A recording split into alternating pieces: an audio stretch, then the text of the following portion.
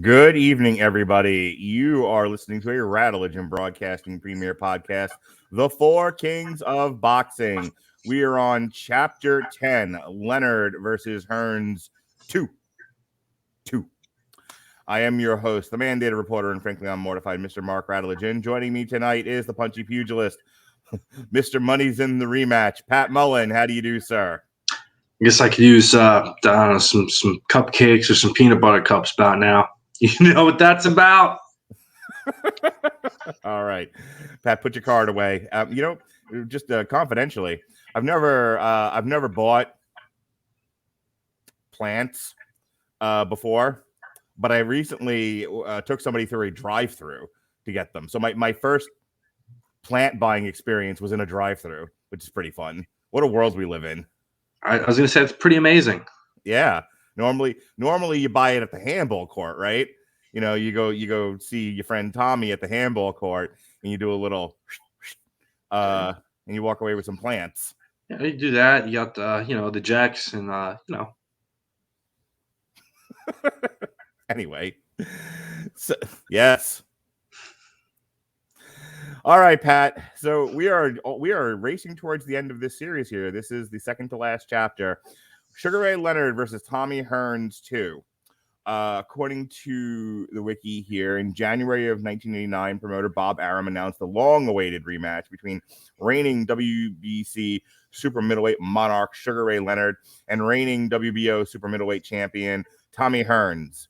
They had previously met 8 years prior, with Leonard rallying in the 14th round to defeat Hearns by technical knockout after trailing on all three of the judges' scorecards, which we talked about in a previous podcast. When we last left our heroes, we had just been talking about Marvin Hagler versus Sugar Ray Leonard, where Hagler was going to kill Sugar Ray Leonard, and anyone that got in his way. So why did Bob Arum decide after Sugar Ray Leonard versus Marvin Hagler? How did we get to Sugar Ray Leonard versus Tommy Hearns? So you got to remember, after the Hagler fight, Leonard initially retires again without a solid plan to continue to fight. And at that point, there's no Hagler rematch happening because Marvin's done and disgusted and he's out. Leonard's retiring because he doesn't want a rematch with Marvin. He doesn't see any other mountains to climb. And he's still having issues with his eyes, isn't he? No, that's pretty much all gone. Okay. He's pretty healthy at this point. He's just getting older. Okay. Yeah. Duran is muddling his feet in the water, performing not so great against not so great opposition and not looking like, the guy he used to be. And then you have Tommy, who's the only kind of really active guy still there and still fighting kind of the next generation of guys who are looking to knock his generation off the hill. And so he's not getting the Hagler rematch because Ray stepped in and took that. And then Marvin said, I'm done. He's not getting a rematch with Ray because Ray's retired again. So Tommy's like, well, I can't get this guy back. I can't get this guy back. What else can I do? Tommy's going to look to make history and become the first 4-division world champion. If you remember, he was a welterweight champion when we first started covering him. He moved up in weight and won the junior middleweight title. And in our last show, we talked about how he actually moved up to light heavyweight and knocked out Dennis Andres to win that title. So what Tommy does is Tommy's going to move back down to middleweight, and he's going to fight for the WBC title that Leonard vacated when he retired after his win over Hagler. He gets matched up with a guy we've covered on this show before, Juan Roldan, who had given Marvin a very tough scrap and is actually the only guy credited with an official knockdown of Marvin Hagler, by hook or by crook. But those two fight each other for the vacant middleweight title. And it's only 4 rounds, but they rock each other several times back and forth in a really fun fight before Tommy kind of finally just punches the resistance out of Roldan in the 4th and they stop it. And Tommy becomes the first man in history to become a 4-division world champion, which is awesome.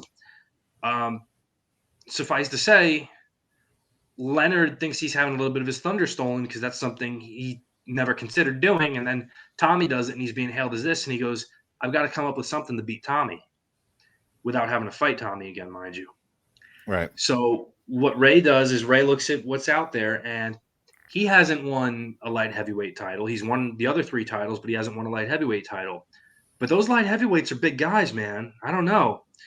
Well, fortunately for Ray, 2 of the 3 recognized sanctioning bodies at the time, the WBA and IBF, had created a 168-pound super middleweight division. And it was recognized in those 2 bodies. Each of the sanctioners had already crowned champions in those divisions, but the WBC hadn't. So Leonard, who had retired as a WBC champion, petitioned Jose Sulaiman, the president of the WBC, to arrange a fight for him for the super middleweight title, with the premise of it being that Ray would fight their light heavyweight champion, Donnie Lalonde of Canada, at the new weight division with both titles on the line. Okay. Which he does on November 7th, 1988 at Caesar's Palace. Right. So there's a lot of strange circumstances around this fight. First, it's Ray's first fight without Angelo Dundee, because following the Hagler fight, Angelo had been working without a contract for that fight and for the Kevin Howard comeback fight in 1984. Now, when you work with a contract and you're the trainer, it's usually a 10% part of the purse that you get. Well, when Ray got, $11 million, Angelo wasn't expecting to get, $1.1 million from that fight. But what his actual payday amounted to was 1% of that purse, which he found was insulting. Mm-hmm. So he called Mike Trainer, Ray's, manager, and said, Mike, this is unacceptable going forward. I'm going to need a contract. Trainer said, let me call you back. Never did. And that was the end of Ray Leonard and Angelo Dundee. And wow. Angelo's always said that he doesn't consider Ray at fault for it, but obviously it's a decision he didn't disagree with, because he went ahead on in his career without Angelo, with, in this fight, Jenks Morton taking over as the head trainer for him. So just to go over that fight real quick, Sugar Ray Leonard and Donnie Lalonde ended in a TKO in the 9th round, with Sugar Ray winning the WBC light heavyweight and the inaugural WBC super middleweight title. And that's what gets him 6-7 months later, June 12th, 1989, to the Tommy Hearns fight, The War, as it's called. Meanwhile, Tommy Hearns, after the loss to Marvin Hagler in the greatest fight in the history of boxing, 3 rounds of beautiful violence, just goes on a killer winning streak. He KOs James Schuler in the first round, March 10th, 1986. He then, a few months later, June 23rd of 1986, he TKOs Mark Metal in the 8th round. He wins a decision in October. He's very busy here in 1986 at the Cobo Arena in Detroit. He gets a unanimous decision over Doug DeWitt. And then he wins the WBC middleweight title against Juan Rodan. Now, tell me about that, Pat. So like we said, it was Tommy's attempt to grab that history first when he got that middleweight title. And you had that great 4-round back and forth war between 2 guys who could just punch like nobody's business.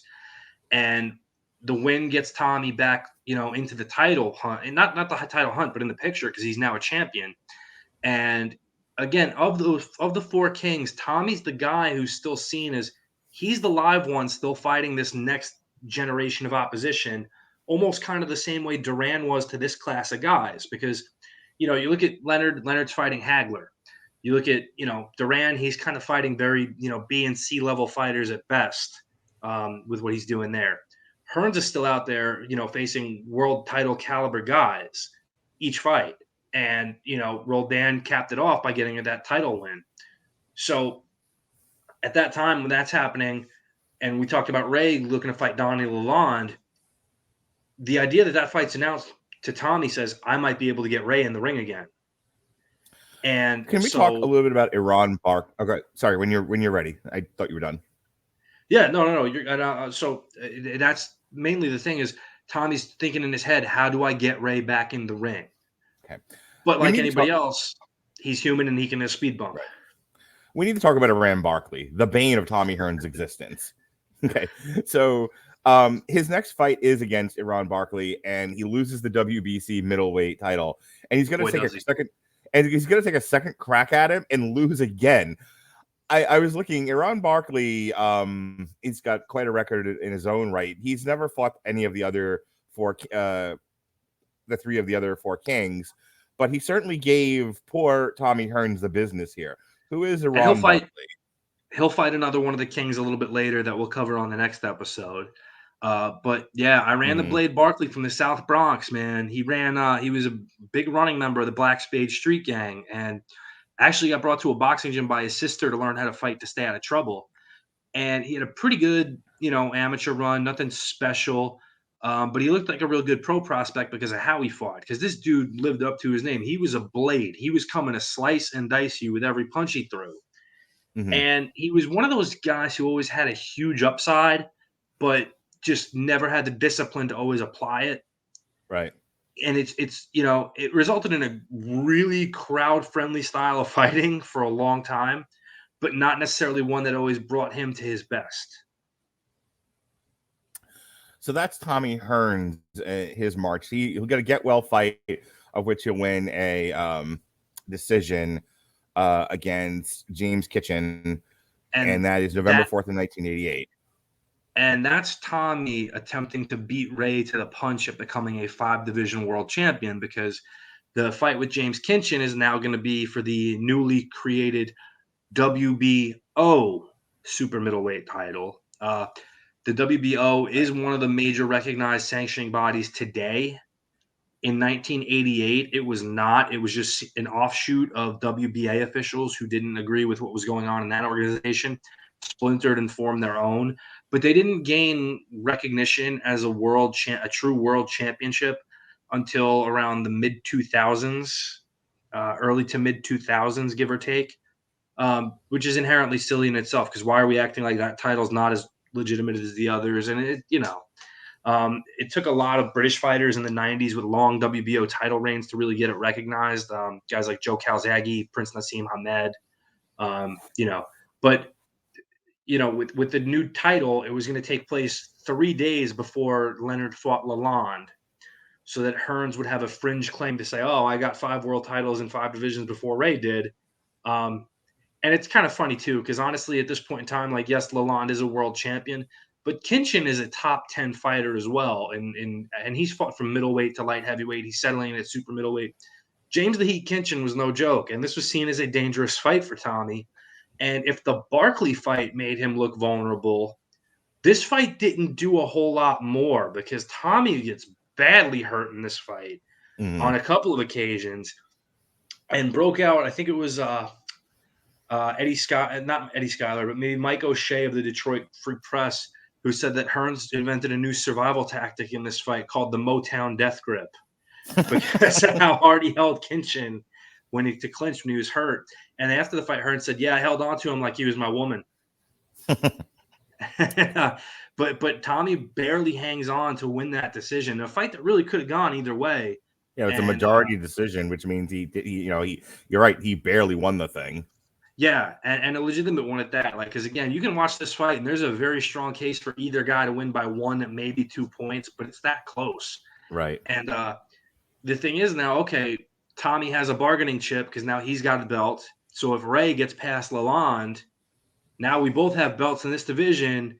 Doesn't it just make sense to fight? Right. Interesting note about this fight. Sorry, go ahead. No, go ahead. On the day of the fight, Hearns' younger brother Henry was arrested for the shooting death of his girlfriend. Go ahead. That's when we get to the fight. We're still at Leonard Lalonde. Okay. So, and if there's any last convincing that Leonard understands I need a marquee opponent with me to really make money, Leonard Lalonde proved that fact to him. Because they went into this fight without a major promoter of record. No Don King, no Bob Arum, nothing. It was Ray trying to be his own promoter and conglomerate. And so what they did was they carried this fight on pay-per-view, but since it wasn't going through a major promoter like a Bob Arum, a Don King, they weren't distributing it through HBO or through Showtime. So they went through a third party, which at this point is the biggest known pay-per-view success in the United States, Vincent K. McMahon. Oh, interesting. And so Vince is the official pay-per-view distributor of this event and technically one of the promoters of record. Now, they were holding it at Caesar's Palace. It's Ray trying to make history, but things don't really go as planned. The advance sales are less than good. A lot of it centering around, one, that people don't know who Donnie Lalonde is.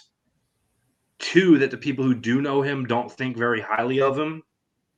Mm-hmm. And three, they're kind of getting a little bit tired of the, oh, this is Ray's last fight. Oh, this is Ray's last fight. Oh, this is Ray's last fight. Like he's the Rolling Stones.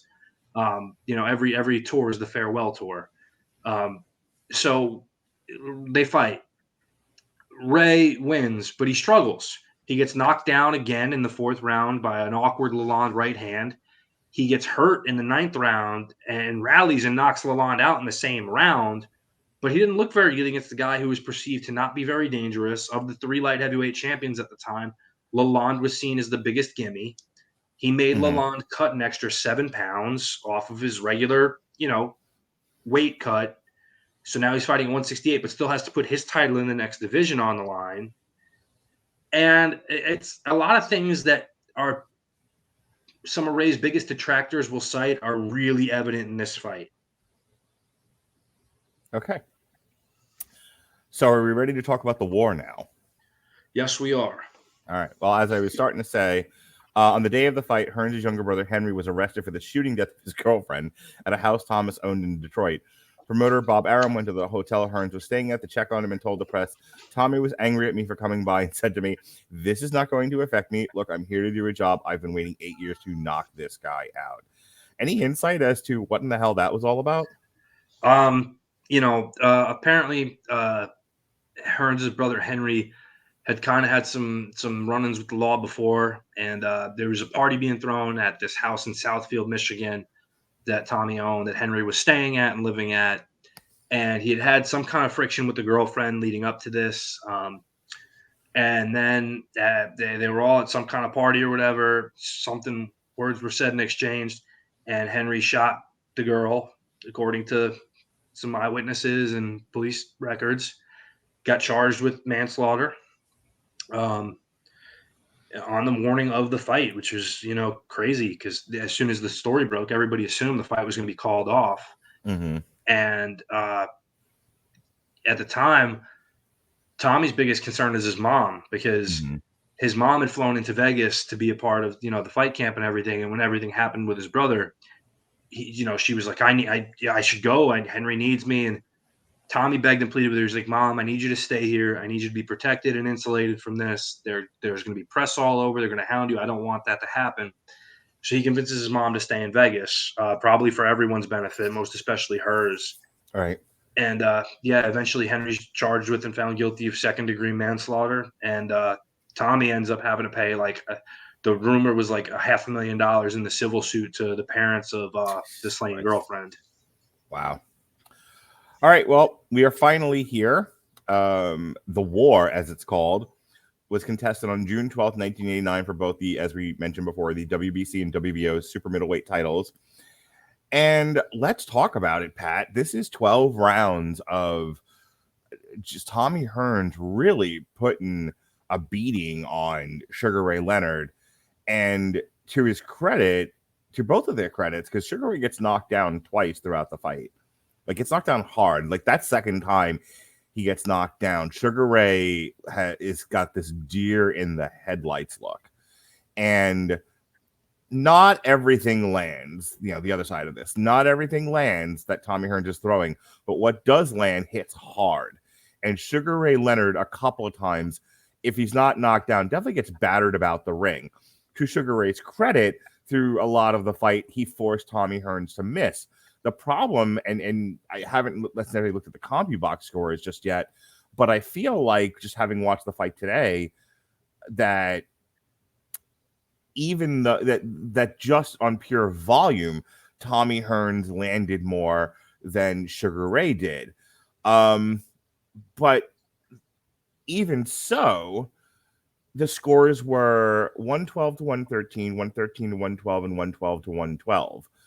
And I have to ask you, Pat, I mean, I think, what's the note that I read here? Though Leonard did not score a knockdown over Hearns, he would have a big round 5, winning the round 10-8 on all three judges' scorecards after dominating Hearns throughout the round. Leonard will also win the 12th and final round on all 3 scorecards as well, though Judge Shirley would give Leonard a 10-8 round as opposed to the other 2 judges who scored it 10-9. Had Shirley scored the round 10-9, Hearns would have been declared winner by split decision. And I have to ask you, what do you think about that, Pat? I think they botched this one. Yeah. It's a fight I've watched a lot. Because I honestly, from the first fight is much more technically sound in terms of these guys are in their prime, they're faster, they're younger, they have more to offer. But Hearns is clubbing Sugar Ray in this one. Like, this was, you talk about the first one being more technically sound. Like, Hearns is out for blood in this. Yeah, and Ray fights very different in this fight than he did the first fight out, where he's much more flat-footed from the get-go and trying to load up on power shots. And again, he made Tommy miss a lot. Tommy made Ray miss a lot in this too, with those upper body feints and quick movement shifts. Tommy was really zoned in for a lot of this fight. And in a lot of ways, it's one of, if not his best performance in a big fight, how he fought here. And, again, you have bigger, heavier Ray than normal, bigger, heavier Tommy than normal. But it's the way they choose to fight this fight is why it plays out the way it does, with Hearns really doing a lot more in this than Ray did. And Ray looking for that one big shot. Hearns gave Ray no space. If Ray doesn't fight off the back foot and make Tommy hits him, this is a much different fight. I mean, like, all the credit in the world to Sugar Ray Leonard, despite the being older and being a little heavier, he can still move in that ring. And it's the only reason why he gets out of this the way that he does, is that he does move. I just, we make the jokes about Canelo and the gift decisions against Triple G. I don't like to be that guy, but there's no way he's not getting a gift decision here. There's no way they're not misjudging what they're seeing because it's Sugar Ray. And how do you feel then if you're Tommy Hearns when you put a legitimate beating on Sugar Ray and you're not getting the credit for it? Yeah, it's at the end of the fight, Tommy weathered the storm at the end of the fight because Ray came on so strong in that 12th round. But again, an older, wiser Tommy knew how to deal with that versus the younger, more headstrong, less experienced Tommy. He knows how to clinch in this fight. He knows how to get away and stay away. He knows how to avoid the finality of what Ray's looking to do.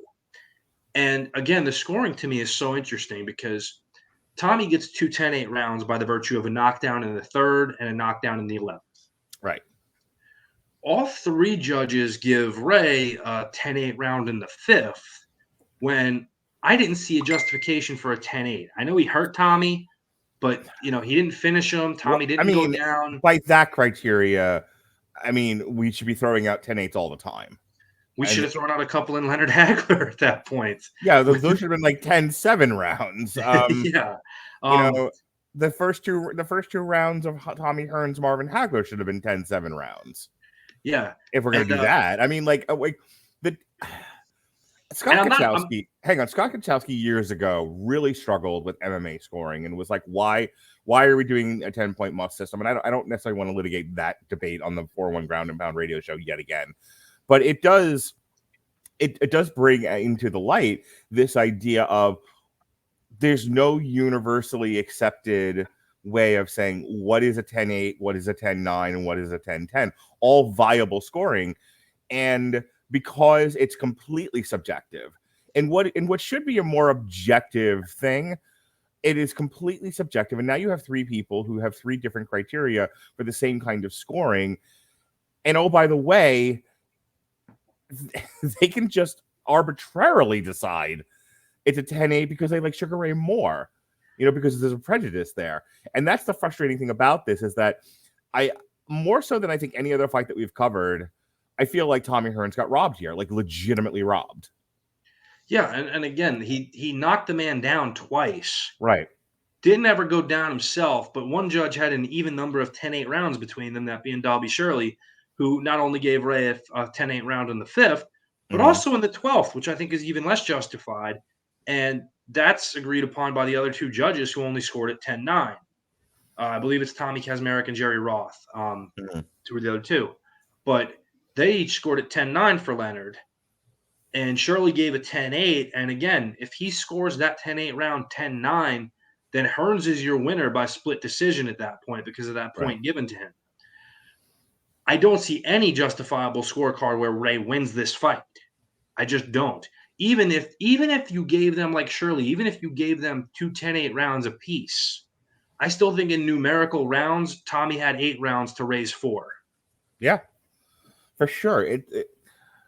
As much as I've enjoyed doing this series, it does frustrate me because so much of this is Sugar Ray Leonard getting unfair decisions, getting preferential treatment. I mean, it is a wonder Marvin Hagler and Tommy Hearns didn't beat him in an alley. And then, I'm sure the thought crossed their minds, and Duran basically made their first fight that. But and it's funny too because once Arum got this fight negotiated, 2 of the next moves he made. One is to sign on Roberto Duran to do the color commentary on the Spanish broadcast. Right.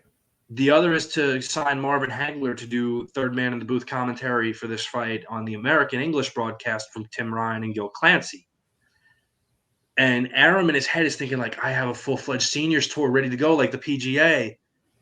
And that's, where Bob is thinking next ahead. But for this fight, you're looking at it just trying to understand, and again, it's not objective, it's subjective. Right. But the fighters have an objective that they're working towards.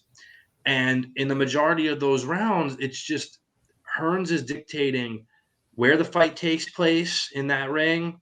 He's deciding when the fight takes place by being the aggressor and the initiator of the exchanges. He's more often than not finishing these exchanges. And really, again, from a technical standpoint, even though it's not as pretty as what he did in his prime due to the lack of speed and everything, the know-how that he's applying with this pressure is beautiful to watch. And even though there weren't a lot of points for Ray in this fight, when Ray finds those opportunities, like in the 5th round, like in the 12th round, to drop the bomb on Tommy and hurt him and finds it, through these great openings that he creates on Tommy's pressure, it's incredible to watch. Right. Now, was I so smitten with it that I threw away my judging for this fight entirely? Of course not. Again, I've kind of scored this fight the same every time I've watched it, and it's 8 rounds Hearns, 4 rounds for Ray. And I even go so far as to give Ray a fifth round 10-8, just to try to, avoid bias when I score it. But again, can I ask you a question about that? I mean, is there really a justifiable 10-8 round without a knockdown? There's justifiable 10-8 rounds without knockdowns. I mean, there's times where, a guy should have by all rights gone down, and vice versa. There's times where a guy gets knocked down, and it's very clearly a balanced knockdown, positioning-based knockdown, and they're clearly not hurt or none the worse for wear versus, a guy who maybe ate 3 solid combination, 3-punch combination, and all of a sudden is loopy and immediately falls backwards against the ropes and can't find his way. Which guy would you rather be? Well, I'd rather be the guy who got knocked down because at least he wasn't seriously hurt. So there's justifiable 10-8 rounds. It's really more based on visible damage than anything else, and that's the way it should be. Because, again, control and playing it safe only gets you so far. It's not really entitling you to a 10-8. 10-8 is really when you've made a devastating effort to end the fight. Right. But, again, I think Ray definitely, won the 5th round big. He hurt Tommy. I've seen worse rounds from guys that weren't scored 10-8, but I give that just to avoid a bias in the scoring and try to keep it closer. But again, 8-4 without any point deductions of any kind becomes 116 to 112. Right. You take a point off of Tommy, it becomes 115 to 112. You take 2 points off of Ray, it's 115, 110. It's not a very close fight. Right. And especially that. The biggest knockdown in that fight was that 11th round where Ray got dropped hard. He was battered about, and then finally goes down. And Larry Merchant on the HBO broadcast said, that is a look I've never seen on the face of Sugar Ray Leonard before. Yeah, it's like I said, that he had that deer in the headlights look. Like he was pretty worse for wear. I just want to read this. Both fighters, however, accepted the decision, with Leonard stating, "I think we both showed we're champions. I accept the decision." Well, of course you did. You won. But Hearns, more importantly, declared, "I respect their decision. I'm proud I had a draw. The judges could have ruled that I lost, so I'm thankful for what I have." Really, really a humbling and mature statement. He had to have gone home, though, and be like, the game is rigged, the world's against me. I don't know how you could not. Yeah. But I'll tell you, I think as much as I joke about like Roberto Duran knocked out a horse, which I personally love, I think my favorite guy out of all of this is Tommy Hearns. Because as much as I like Marvin Hagler, always the bridesmaid, never the bride. Tommy Hearns really, like, despite some struggles, will still go on to keep fighting and winning titles. He wins the WBA light heavyweight title against Virgil Hill on June 3rd, 1991. Promptly loses again to the bane of his existence, Iran Barkley, but doesn't stop there. He'll play around with the NABF and the WBO titles. He wins a vacant IBO cruiserweight title against Nate Miller, promptly loses it to Uriah Grant. Which he broke his ankle in that fight, so there wasn't a lot he could do. Yeah, and then, and was fighting as late as 2006. His very first fight, Pat, November 25th, 1977. His last recorded fight, according to the wiki, February 4th of 2006. That's crazy, man. So all the respect in the world to Tommy Hearns for a hell of a career. And it's not an easy career, kind of an uphill battle, but I think he really did give it everything he had, and he did it with a grace and dignity seldom found in professional sports, let alone boxing. That's my final word on Tommy Hearns. He had probably the best quote I've ever heard anybody say about their respective place in history. Because they were asking him, you're one of the greatest fighters of all time. You just came up against, the two best fighters of your era who were unusually great to have both of them at the same time. They were like, so what do you feel about being placed behind them, or, where you're placed? He goes, I'll be happy wherever they place me because they don't have to place me at all. Right. Just such humility. Like, can you think in modern sports right now, anyone with that kind of humility? John Daly. Who? Oh God. You would love John Daly personally, but what sport does he play? Golf. Oh, okay. Well, oh no, I didn't know a professional golfer. Sorry. This is not your everyday professional golfer. Guys, the next series will be on John Daly. Okay. The Four Kings of Golf. All right. So Sugar Ray, we have one more chapter left, and it's Sugar Ray Leonard versus Roberto Duran 3. And we'll talk about how they get there. But in the meantime, that is the next fight that Sugar Ray is going to have. And that's going to be later in the year of 1989, the year of our Lord, for the WBC super middleweight title. So we will be doing that. Let's see here. We will be doing chapter 11 on June 13th, on Monday, June 13th at 9 o'clock. Hopefully we'll live this one didn't live stream tonight for a variety of reasons. Hopefully we'll live stream the last one, and we'll have our epilogue, and that'll be the end of the Four Kings of Boxing series. However, we will keep doing these history of boxing podcasts. We're going to start just looking at individual fights or series of fights. Hopefully we'll do one a month because I refuse to quit you, Pat. You're not giving me much of a choice. So at least once a month, I'm going to drag Pat, and we're going to talk about a fight and the history of said fight. So in the meantime, what else are you doing these days? Do I have you on anything else? No. You just don't feel like podcasting these days? Well, you're a fairly busy guy, and you do a lot of shows with adults who watch cartoons and stuff. So, well, I am cutting back, but I, despite the fact that I'm cutting back, there's always room for Pat Mullin. However, Pat Mullin will be on a Damn You Hollywood in August for Samaritan, the new Sylvester Stallone movie, and we talked about this last year. It's been on my calendar for over a year now. Pat's going to be on an on trial for They Live. Oh, okay. Yeah, They Live November. Even though I'm cutting back and I'm cutting out Thursday podcast, I'm making a special Thursday night podcast, November 3rd, just for Pat, just for They Live. Well, now I need everybody to watch because They Live is, you'll hear me defend on the stand, point of parliamentary procedure, habeas corpus. Yes. In the meantime, this past week, I had my wife and David Wright on to review Downton Abbey 2, A New Era. I had David Wright on. Oh, no, you know what? What do you call it? I thought, you host Tripped Up. Well, you don't host, but you feature Tripped Up Trivia as one of your shows. Yes. And all the guys are down for a wrestling rematch. Okay. So we would love a date for that too. Okay. I mean, WrestleMania will be. I mean, you know what? I mean, I don't think they have one for August yet, and August is SummerSlam. Well, I think we should do this like 4 times a year, like the big 4 pay-per-views. But There you what go. do I know? Talk to Jesse. That's his deal. So I had my wife and David Wright on to do Downton Abbey 2, A New Era. I had David Wright on to do Top Gun. Pat and I, a couple of years ago when I was in the hospital getting cancer treatment, I took time out for my cancer treatment so that he and I could talk Iron Eagle. So that's up in the archives.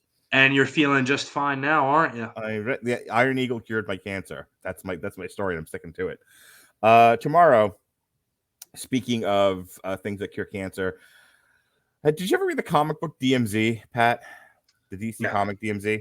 All right. Well, apparently they adapted, like they do many comics, that into a television show on HBO Max. So we will be reviewing that. It'll be myself, Al Sedano, and Christian of the Cosmic Treadmill and X-Laps and all those podcasts that he does. So check that out. And then there'll be the Tripped Up Trivia that was recorded this past week. It'll be airing on the 29th. It'll be sci-fi, year 2 of the sci-fi trivia. And then we will have some new shows this week, but it's also Terminator week. So we have a lot of old Terminator stuff that we've had from years past. We'll be re-airing it this week. We have our TMU Hollywood for Terminator Genesis, The Long Road to Ruin for the first 3 Terminator movies. I was going to ask, did I do a defense argument for Genesis? You might have. I'd have to look again. I like it, damn it. On my birthday, there'll be an Everyone Loves a Bad Guy for I think the very first Everyone Loves a Bad Guy that was ever done. I was on it and I talked Terminator with Robert, and then he did a part 2 like years later. And then we've also got on Monday at 11 o'clock, myself and Harry Broadhurst will be talking The Best of the Collective. We'll be wrapping up those shows. It's Pride Month. Shut up, Pat. Here in the month of June. So myself and Sean Comer will be doing a set of 3 shows celebrating the good, the bad, and the ugly of queer cinema, starting with the ugly. So we'll be reviewing Stonewall by Roland Emmerich, Basic Instinct, and But I'm a Cheerleader, which is fun. Not Top Gun? And then the day before my birthday, first we'll be doing a review of AEW Double or Nothing. Tell me those guys weren't in love. And then in the evening, we'll be reviewing Def Leppard, Diamond Star Halos. On my birthday, what better way to spend my birthday, Pat, than talking David Simon? So myself and the 2 wise men, Jesse Starcher and Robert Winfrey, will be reviewing We Own This City, currently on HBO. And then finally... Oh, shoot. Is that the John Bernthal series? Yeah, and he's fucking amazing in it. He's really, awesome. Really good. John Bernthal is just the shit these days. You should listen to his podcast with his uncle Kurt Angle. Is that really his He uncle? Is married to the daughter of Kurt Angle's brother Mark. Okay, so they're related by marriage then. He is his uncle. Fair enough. All right, Pat. What's going on with your wrestling podcast? You mentioned doing something with Gavin, and then I haven't heard of it. So we're waiting on the music for the show to be finished because we got a first version of it back that Gavin was not too pleased with.